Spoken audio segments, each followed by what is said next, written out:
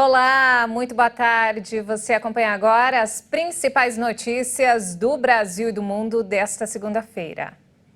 Eu começo essa edição com as manchetes dos sites dos principais jornais do país.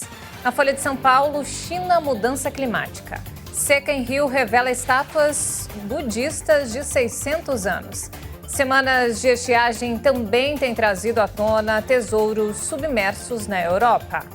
E agora o Estadão, Artemis 1. NASA terá site para acompanhar missão para a Lua em tempo real.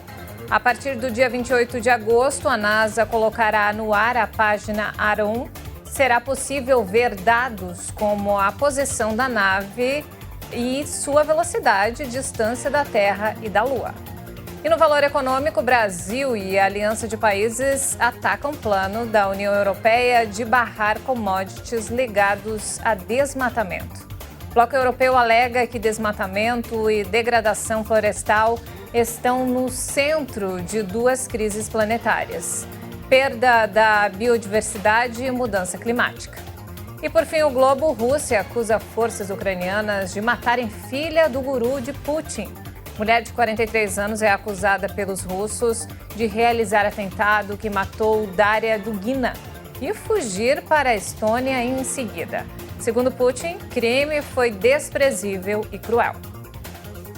E aqui no Brasil, pela 8ª semana seguida, o mercado financeiro prevê uma nova queda da inflação. Os analistas também já esperam uma baixa do indicador para 2023. Mais de 100 instituições do mercado financeiro pesquisadas no Boletim Focus do Banco Central seguem com a expectativa de melhora no cenário econômico para este ano. De acordo com o levantamento, a expectativa de inflação teve a 8ª queda seguida e chegou a 6,82%. Anteriormente, a projeção era de 7,02%. E a expectativa para os resultados do Produto Interno Bruto, o PIB de 2022, chegou a 2,02% de crescimento. Na semana passada, a previsão estava em 2% de alta. Para 2023, a inflação apresentou a primeira queda no Boletim Focus desta semana. Segundo o documento, no ano seguinte, a inflação deve ser de 5,33%. Já a expectativa de crescimento econômico caiu a 0,39% para o próximo ano. No último boletim, a avaliação estava em 0,41%. E olha só, o Banco Central da China reduziu nesta segunda-feira uma taxa de juros sobre empréstimos para estimular a economia, afetada pela rígida política anti-Covid e uma queda no mercado imobiliário. O gigante asiático registrou um avanço nos números depois que flexibilizou as restrições pela pandemia em junho, mas a opinião dos consumidores e das empresas permanece abaixo do habitual. A taxa básica de juros para empréstimos a 1 ano, referência para empréstimos a empresas, foi reduzida de 3,7% para 3,65%. Ao mesmo tempo, a taxa básica para empréstimos a 5 anos, usada para definir hipotecas, caiu de 4,45% para 4,3%. Os analistas anteciparam os cortes da taxa básica de juros, mas alertaram que a medida pode ser insuficiente para a recuperação do setor imobiliário, que, segundo vários cálculos, representa 25% do PIB chinês. O mercado imobiliário da China foi abalado por compradores frustrados em dezenas de cidades que boicotaram os pagamentos de hipotecas. O crescimento econômico foi de 0,4% em ritmo anual no segundo trimestre, o menor desde o início da pandemia em 2020. E o euro voltou a ser negociado hoje abaixo de $1. A moeda europeia passou apenas alguns minutos, valendo menos que a norte-americana. Isso aconteceu depois que vários diretores do Banco Central americano, o Federal Reserve, determinaram o endurecimento da política monetária, enquanto a economia europeia enfrenta o aumento dos preços da energia, que limita a margem de manobra do Banco Central Europeu e do Banco da Inglaterra.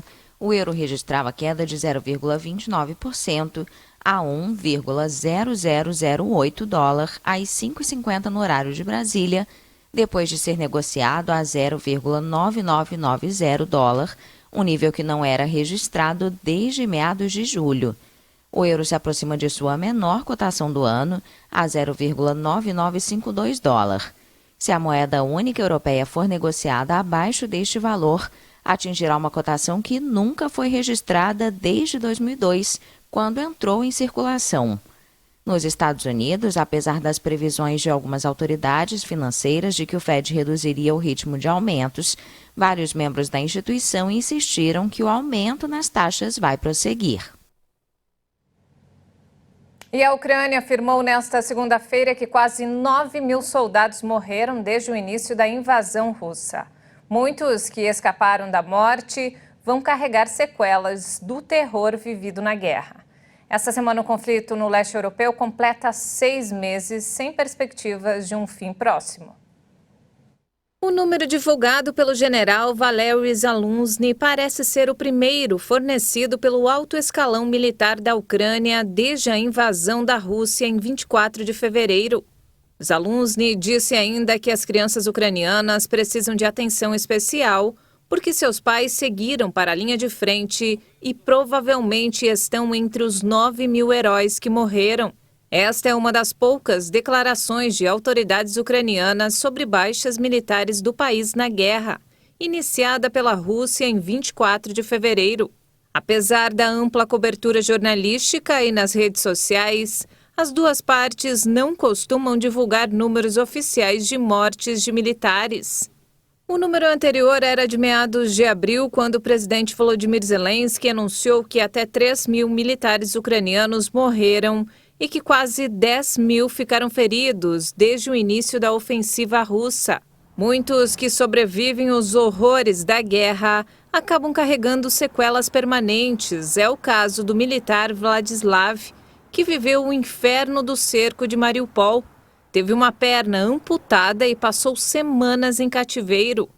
Havia bombardeios constantes, 24 horas por dia, 7 dias por semana. E quando estávamos nos movendo, percebemos que se não estavam atirando em nós, estavam atirando em outra pessoa. Vladislav explica que perdeu a perna após um grave ferimento causado por um míssil. Com a ajuda de muletas, o homem de 29 anos conta sua história em frente a um grande cartaz pendurado na fachada da prefeitura de Kiev, que pede liberdade para os defensores de Mariupol. Ele participou da batalha na siderúrgica de Azovstal, símbolo da resistência ucraniana à invasão russa. E o aumento do turismo na Groenlândia preocupa o território já ameaçado pelas mudanças climáticas. Eles são atraídos pelas paisagens impressionantes, cobertas de gelo e cercadas por icebergs, em uma ilha que já vive sob a ameaça do aquecimento global.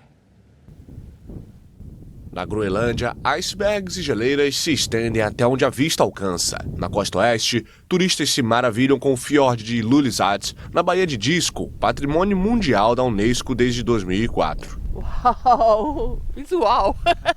Uau, apenas uau! Eu gosto muito do gelo e do som. É silencioso, quieto, é incrível. It's quiet. It's amazing. Depois da Antártica, a Groenlândia abriga a maior massa de gelo do mundo, equivalente a 7 vezes o tamanho do Reino Unido. Mas, mesmo aqui, as mudanças climáticas ameaçam os icebergs e as geleiras. E junto deles, colocam em risco as tradições de quem vive na região. Quando eu era jovem, lembro que tínhamos gelo onde podíamos andar sobre ele. Mas agora, o gelo não é mais tão sólido. Você não pode usá-lo para nada. Não se pode mais andar de trenó no gelo. O local que as pessoas pescavam nos velhos tempos não se consegue mais fazer isso. É muito perigoso ir a estes lugares.